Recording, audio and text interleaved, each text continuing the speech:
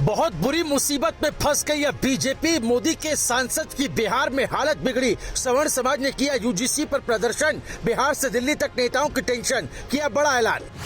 जो कभी नहीं हुआ वो अब राजस्थान से लेकर बिहार में हो रहा है। यूजीसी पर पूरा देश एकजुट हो रहा है। सवर्णों के हुंकार से हिलने लगी बीजेपी की कुर्सी। बिहार से अंदर की बात पता लगी। मोदी के सांसद ने भी दिया सवर्णों का साथ। यूजीसी पर बोली पहली बार कैमरे पर दिल की बात। अचानक चढ़ गया सियासी तापमान। जानिए इस बार क्या कुछ खास हो गया। जहां आवाज उठती है वहां सियासत हिलती है। जहां सवर्ण जागता है वहां सत्ता बदलती है। जो खामोशी थी वो अब तूफान बन चुकी है और जो चिंगारी थी वो अब आग बन चुकी है। बिहार के नवादा से उठी ये आवाज अब सिर्फ एक विरोध नहीं बल्कि एक बड़ा सियासी संकेत बन चुकी है, क्योंकि इस बार मामला सिर्फ छात्रों का नहीं बल्कि पूरे सवर्ण समाज के सम्मान और भविष्य का बताया जा रहा है। और सबसे बड़ी बात यह है कि इस आंदोलन में अब खुद बीजेपी के सांसद भी खड़े नजर आ रहे हैं, जिसने पूरी राजनीति को हिला दिया है।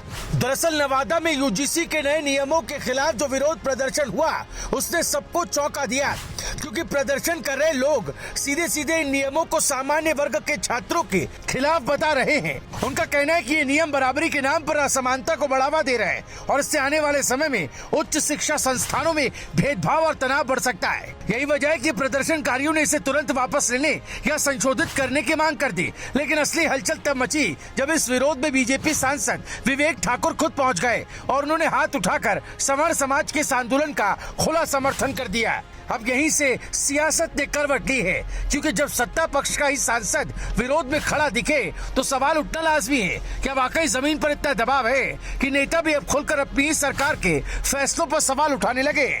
नवादा में जो दृश्य देखने को मिला उसने साफ कर दिया कि सवर्ण समाज इस मुद्दे को लेकर गंभीर है और अब ये सिर्फ एक जिले का मामला नहीं रहा बल्कि बिहार से निकलकर पूरे देश में फैलता नजर आ रहा है। यही वजह है कि राजस्थान से लेकर दूसरे राज्यों तक इस मुद्दे पर आवाज तेज होती दिख रही है। इस पूरे घटनाक्रम के बाद सवर्ण समाज के प्रतिनिधियों ने सांसद को ज्ञापन सौंपा और अपनी चिंताओं को विस्तार से रखा, जिसमें साफ कहा गया कि अगर इन नियमों में बदलाव नहीं हुआ तो इसका सीधा असर युवाओं के भविष्य पर पड़ेगा।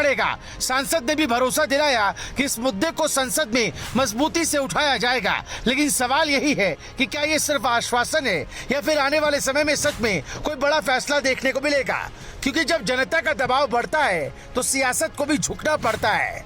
दूसरी तरफ इस मुद्दे ने बीजेपी के लिए एक नई चुनौती खड़ी कर दी है, क्योंकि अब विपक्ष को एक नया मुद्दा मिल गया है और वो इसे बड़े स्तर पर उठाने की तैयारी में है। वहीं अंदर खाने भी इस बात की चर्चा तेज हो गई है कि अगर यही हाल रहा तो सवर्ण वोट बैंक में नाराजगी बढ़ सकती है और यही वो फैक्टर है जो आने वाले चुनाव में बड़ा असर डाल सकता है, क्योंकि बिहार की राजनीति में सवर्ण समाज की भूमिका हमेशा से निर्णायक रही।